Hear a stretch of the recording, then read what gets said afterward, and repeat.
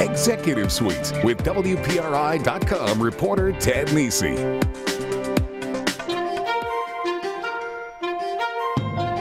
Cox Communications has long been the cable TV leader in Rhode Island, and the company's years of investments have given the state some of the fastest internet connections in the country.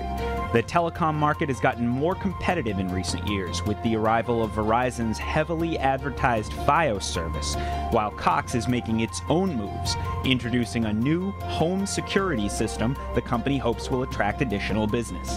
This week, on the first half of Executive Suite, New England General Manager for Cox Communications, John Wolfe. Then, Providence Mayor Angel Taveras wants shoppers to buy local this holiday season at one of the many small shops in neighborhoods like Wayland Square. Across the east side on Hope Street, Blooming Blossoms is heading into its 25th year selling flowers. What's the florist recipe for small business survival? We'll ask Blooming Blossoms owner Pam Hargraves. Welcome to Executive Suite. I'm Ted Nesi. Pam Hargraves will join me in the second half of the show, but for now I'm joined by John Wolfe. He's Senior Vice President and General Manager for New England and Ohio. Cleveland for Cox Communications, which we'll get to in a moment. But first, I did not know till today that Digis, the little Cox fellow, I don't know if we can get a close-up on this guy, who we always see out and about advertising Cox, yes, has a name. And there's even a Christmas ornament this year to celebrate the 50th anniversary of Cox Communications, which is founded down in Atlanta, I believe, right? Well, the company's based in Atlanta now. It was actually founded in Ohio by a former governor of Ohio, Governor James Cox. Yep. And so now the company got lots going on here. You can see this guy right here. It's a nice plush toy, so maybe you'll find that under your tree this year if you're a really good television subscriber. So you can pick them up at a Cox Solutions store throughout Rhode Island. There you go. All right. How much? That's a great question. You're not selling them door to door, so that's all right. So let me ask you first, how did you end up with the Cleveland market attached to Rhode Island and the rest of New England where you have such a robust presence? Yeah, it's a good question, Ted. What makes our Rhode Island market unique is we compete in Rhode Island, our New England market, we compete in Rhode Island with Verizon. In Connecticut, we compete with AT&T. And our operation in Ohio competes with AT&T as well. So you had in Ohio a relatively small operation that really needs to have some larger scale and more resources to be able to stay effective in the Cleveland suburbs. So we merged it in with the Northeast region now so that we can leverage some of our resources out in Ohio. And one of the things people might not realize, I was a tech reporter before I had this job, and I remember we would always do Rhode Island very well in the scores of who has fast internet speeds in the U.S. And I would ask analysts, and they'd say, well, you had Cox there, and they've invested a huge amount. Of course, now you have Verizon as well, which just even more adds to what we have here. Cox has done a lot of investing in this state, right? We have. Over the past 12 years or so, we've invested about $700 million in our broadband infrastructure. One of the great things about Rhode Island, it's the most broadband-ready state in the country. It has been for the better part of a decade now. About 99% of the homes and businesses have one, in many cases two, broadband providers available to them. And we frankly think it's an asset the state can leverage as it tries to attract businesses. Yeah, people often hear about the downsides of Rhode Island, but we are quickly onto the information superhighway there. We're a leader there. I was reading the other day, hot topic right now is this idea of cord cutting. I'm still a little skeptical because as long as the NFL's not on Apple TV, I don't know if it's going to work. But there's this talk about young people put off by high costs. A lot of people my age will start deciding not to sign up for cable service and will go with some mix of Hulu and Apple TV and PlayStation. Do you see any evidence of that being an actual trend, and do you have any plans to sort of work with it? Well, cord cutting takes a couple of different forms. There's the phone cord cutting that's been going on for years, and my daughters are 20 and 23. They're never going to have a wireline phone in their house. They're always going to have a cell phone. And what we're seeing now is some folks with video beginning to consider whether or not they want to stay connected to a corded provider or they want something more portable. So what we know as a competitor is that portability is important. And our job is to figure out how to get customers the video that they want to see when they want it on the devices that they want it on.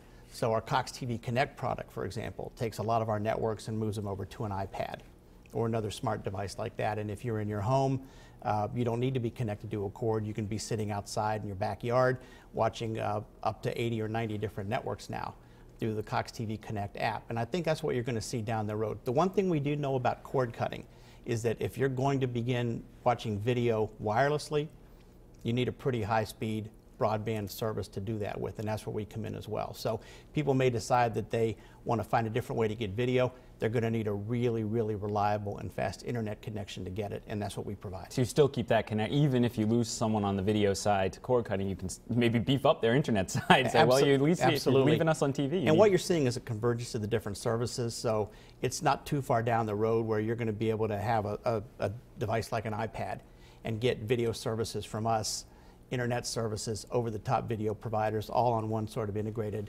interface. Do you think we'll get to a point where you can watch back, or maybe you can for Cox, or your DVR, the programs you've DVR'd right on your iPad and everything? Can you get into your own? I think we can get there at some point. That requires a certain amount of connection between the storage, the shows that are stored in the receiver, the DVR receiver, and the iPad. But I could see us getting there fairly quickly. Sounds like the direction we're going. Rhode Island has a stagnant population. How does that impact your ability to grow here, obviously, if we're not adding a huge number of new households? Do you have to take other approaches in Rhode Island, or you just hope that those who do come will sign up for Cox? Well, there's a couple of challenges, right? We have a very stagnant economy. We actually, I think we're one of the only states in the country to actually lose population from 2010 to 2011. And we have the most competitive telecommunications market in the country. Not a lot of people realize this, but Federal Communications Commission every year ranks the states in terms of their competitive telecommunications market. For the past 5 or 6 years, Rhode Island has been at the top. So we've done a great job winning telephone share away from Verizon and other providers. Verizon's come in with a video product. They're earning share from us.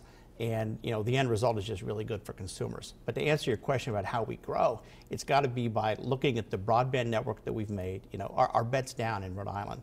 We cover the entire state with a really great broadband network, and we have to figure out how can we use that network to sell other services to customers besides voice, video, and data, and that's where we're headed. It seems like a sign of confidence in your company that you're willing to easily name your competitor. Sometimes you bring on a big CEO of a company and they never mention that there could be any other company out there that provides their services, but you guys in Verizon, you bring it right up. That's been quite a fierce competition, a true capitalist thing the last couple of years. It has. We went into the phone business about a decade ago, and I think our market share in Verizon's is fairly similar now in terms of the telephone business. Verizon back in 2006, 2007 went into the video business as we knew they would. Today, both companies sell packages of voice, video, and data with a 3-product bundle. But competition has made us a better company. That's why we don't shy away from it at all. It's great for customers because they get more options, they get better prices, they get more innovation from their competitors. It's good for us. It makes us be better every single day. We're getting up on a break, but I have one question before we go, which is, and I didn't even think of it. You mentioned landlines. What is the situation right now with landlines? Is it really just no one signing up new at that end and then slowly losing customers at the other side of life? The landline business is still really healthy. The challenge is, as the younger generation, the kids who are now in college in their early 20s, as they begin to move out into the workforce and set up their own homes, what are they going to do for telephone service? So we have to figure out that kind of shifting dynamic. But the landline business itself, it loses a little bit of share each year. Verizon sees the same thing. They would probably tell you that. So does AT&T over in Connecticut. But it's still very, very healthy. Do you think there's a pitch you can make as those millennials get into their 30s, maybe have a house or a full single-family home of their own to get a landline? We were actually talking about this with your next guest. What we're going to see, I think, is as those families begin to have kids, they're going to start realizing the reliability of a 911 connection into the home. Interesting. So you'll have a pitch to make. And we'll talk more about actually security in the second segment here. We're going to talk about the new home security project that Cox has. Stick with us on Executive Suite.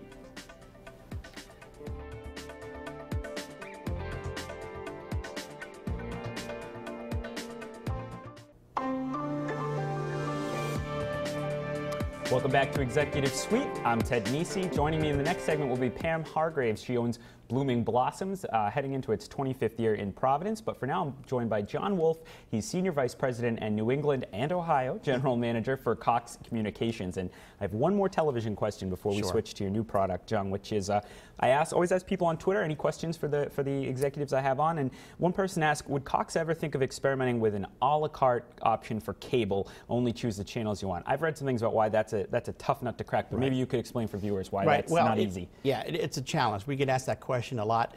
There's a certain inherent logic to it. You give me 200 channels, I watch 10 of them. Why can't I just pay for those? The problem is the economic model that has built this industry is based on all customers paying, cable companies paying wholesale fees across all their customer base for all their channels. So if you had a situation where only the people who wanted to watch ESPN paid for ESPN, ESPN would be a lot more expensive than it is today. And it's already an expensive it's station already to carry, yeah. Because it's sports programming. And services like C-SPAN, great niche programming that serve a valuable public service.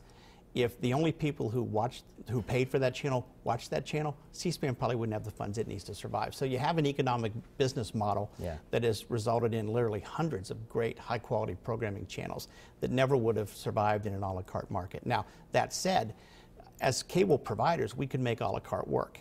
But the issue is the programmers, that's not how their business is built. And it's actually the program networks that have restricted any sort of experiments in a la carte programming. And of course, you'd get probably 100% take-up of Channel 12 in our affiliates here, Which, by the way, is available free off the air with an antenna. That's right. So let's go to your new product. This is, and I didn't know till I was talking to your spokeswoman about what you're launching, home security from Cox. You associate Cox with your sitcoms at night, but this is something different but related. Explain to me. We have the machine right here that goes along with it. Right. Well, hopefully, if I could back up, people also associate the company with helping to keep you safe. We have a great suite of broadband safety products. We have products in your home that can make sure that the wrong kind of content doesn't get to your kids through parental control devices. This is kind of an extension of that theory. It's also an extension of the broadband network that we provide. Cox Home Security is probably a top-of-the-line, very advanced home security system that gives you not just the security piece, but smart home capabilities like utility monitoring, turning your lights on and off, carbon dioxide detection, those sorts of things. So it's not just the alarm code you used to put in on your wall when you were leaving the house, but a whole suite of the sort of high efficiency technological improvements to the home we've been reading about. Yeah, that's exactly right. It runs over your broadband network, and should you lose power for whatever reason, it has a cell phone backup. So it goes to your cellular network as a backup, which gives it a good amount of redundancy for safety purposes. It's also, what also makes it unique is the interactive capabilities of it. This touchpad here, which we'll talk about in a second, you can put in any room in your house. It's wireless, and you can also use your smartphone to access many of the same functions here. So if you're coming home from a business trip, your flight's delayed, you want to make sure there's lights on when you get home, or you want the lights on, so that people think that you're home, you can do that with your smartphone. So it's almost a smartphone and a smart home. That's exactly what it is. That's How exactly much, what it is. I can imagine people thinking, well, boy, to have that and know how to turn on the lights and stuff, it would take this huge amount of infrastructure inside the house, rewiring things. What's the back end side of getting this to work? Well, it's not very complicated because it's a wireless product. So and it runs off a wireless router in your house. Most of our high-speed internet customers today have wireless routers in their home. You put a second one in for the Cox Home Security product. And then it can be as advanced or as simple as you want it to be, depending on how many cameras you want to be able to monitor how many different rooms. There are very simple setups or setups that are a lot more elaborate, really depending on individual needs. And we're getting somewhat close to the break, so I want to let you tap something. Show us how this thing works. Hold it up. Let's see if we can get a good shot of it. We're going to see if we can do this without anything breaking. Yeah, right, exactly. But this is the touchscreen pad right here. Okay.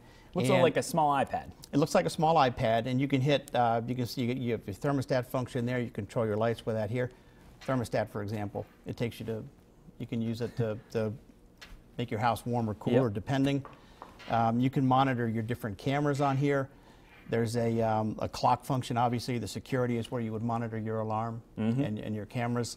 One of the neat things about this is you also can use it as a calculator and photos. So this can sit on a coffee table or an end table in your family room where you spend all your time.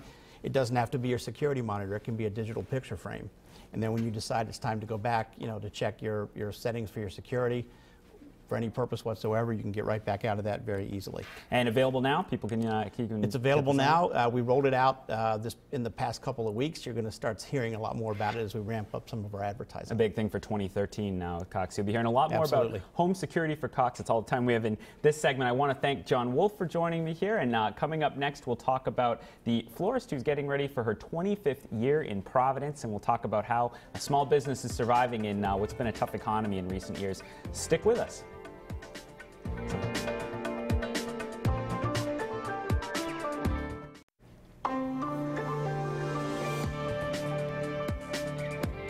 Welcome back to Executive Suite. I'm Ted Nisi. Joining me now is Pam Hargraves, owner of Blooming Blossoms, who helped me out the other day when I was buying some flowers. And after talking to her, I thought she had an interesting story. So she was kind enough to join me. Pam, thanks for being here. Well, thanks for having me. So you mentioned to me when I met you the other day, this is, I think, 2013 will be your 25th year in business in Providence. On Hope Street the whole time? So I started out on Thayer Street 25 years ago, down an alley, and that was my first store location.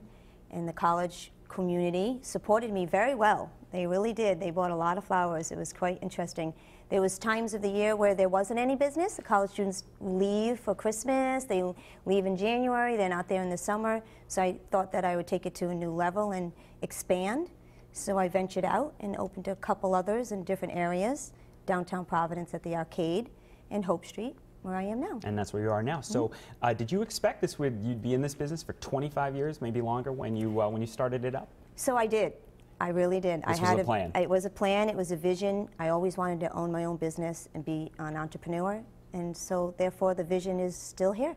Now, what came first, your love for flowers or your decision you wanted to be an entrepreneur and this was a skill set? It was an entrepreneur feeling, not the flowers. It wasn't the love for the flowers. It was the love for being my own boss and taking charge and being in control. How'd you decide then to go into, I could see this being a tough business where you're dependent on crops and the time of the year and people's sort of moods and feelings about where they can order flowers. So what that's made a you really decide on interesting question. I bought it off a friend who already had an existing business. And so when I took over that business, I just knew that it felt comfortable, it was fun, you got to shop daily, you really got to see the world through flowers.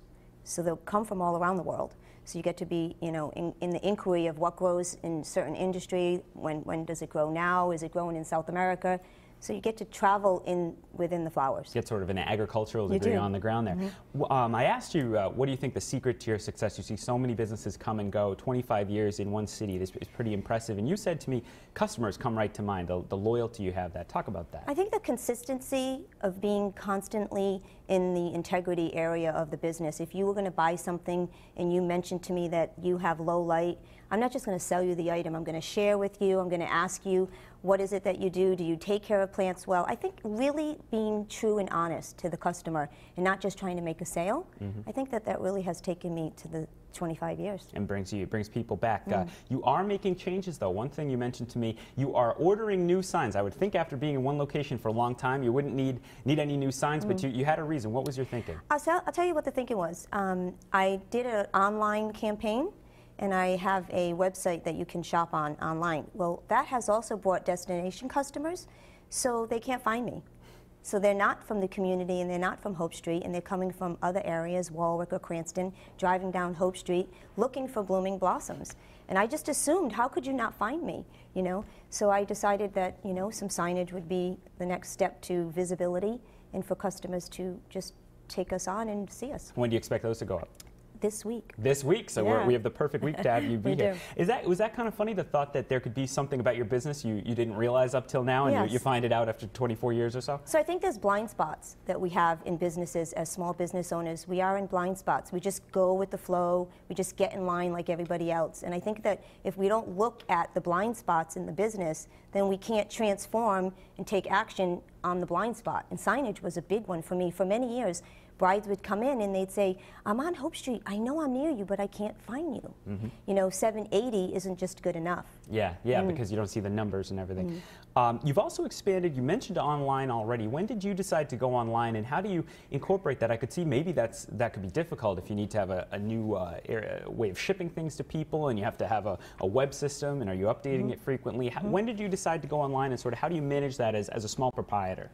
Yeah, so I think that a couple of years ago, I just knew that my phone wasn't ringing as much, and I really wanted delivery service to take up another step into the business.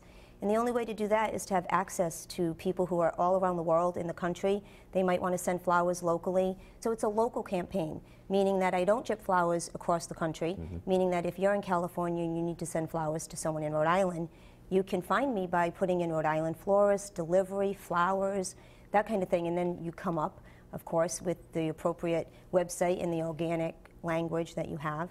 You come up on that page, and there you go.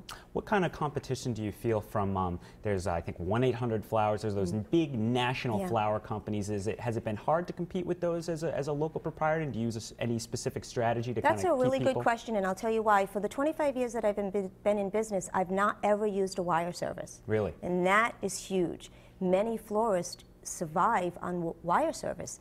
So that wasn't something that I was interested in. I need to create my own designs and my own art. And when you use a wire service, you have to create what they say to create. So that wasn't something that I was interested in. I really wanted my own art to show. So for me, taking on a wire service competition, people want individuality. They want to call up and say, you know, what do you have in the cooler? What's fresh today? What can we have that's my aunt loves blah, blah, blah. Yeah. You know, and with the 1-800, you don't get those choices. You also, weddings have been very key to you. You said, because all through the year you have people. What are some of the special services you try to provide to brides? And I liked you mentioned the system you have inside for your employees, too, to do the arrangements. Talk about that. So this is what we have at Blooming Blossoms. When my staff comes to work, my staff has what they do best. So Maggie will be doing designing, and Mona might be doing the crowns and the maids' bouquets, and someone else might be waiting on the customers. It's really a partnership and a team that my staff gets to do what they do best. And then they like to come to work every day. So it works well. Wedding industry has, in New England, we have thousands of weddings. We just are like the biggest wedding destination place. And so 5 years ago, I campaigned on, you know, proceeding with weddings, and the website really has paid off. Have you had any bridezillas who were difficult, or do you always try to be patient with every bride? You have to be patient with every bride, and every bride has their own vision and their own style. And yes, you can't please everybody all the time, but that's what we strive for, 100% perfection. Have you dealt with, we've had a rough economy the last couple of years. Have you had to find ways to give people, maybe people who are buying more expensive bouquets before, need a little help to find something less expensive? Is Absolutely. that something you try to do? So this is what we do. We say to them, you can get the look you want, but you don't have to spend the money, because it's really up to us to know the industry, buy the flowers locally or not locally. Not always local flowers are least expensive. So we have to do our job and our homework. So if you came in as a bride and you have X amount of dollars to spend, it's up to us to give you that look and that vision for that amount of money, not to say that's not enough money. No, it always is. What time of year are sales the biggest for you? In the retail? Yeah. Mother's Day, maybe? I would say that, no, I think that Mother's Day is our biggest holiday. It's the biggest one. Yeah, I can see that. Now, we only have about 30 seconds left, so very quickly, I also asked you about small businesses have said it's been tough to do business in Providence. You found for yourself, you said it hasn't been too hard. You don't find it to be truly difficult. Just speak to that, if you would. So if you say it's hard, and so I've never said it's hard. I've always loved to come to work every day. I do my job, and I just really enjoy where I'm at, and I'm present to business changing and evolving and transforming. And that's what I love so much about the industry, is that I get to do that. So it's never been hard. There have been challenges, there's been ups and downs, competition, you know, all of that. And you just keep clicking along. Yeah, you have to just go there. And just before we go, what kind of flowers do we have here? What's this bouquet? So we have some amaryllis, which are these, and some orchids, and some beautiful pepperberry and hydrangeas, and just a little bit of a holiday spirit. Very lovely. Well, hopefully we can get flowers more often on Executive Suite to give you something nice to look at other than my mug. Thanks for being with us again on Executive Suite. Thank you, Pam and John, on the first half. Stick with us this week and every week, and catch it online on WPRI.com.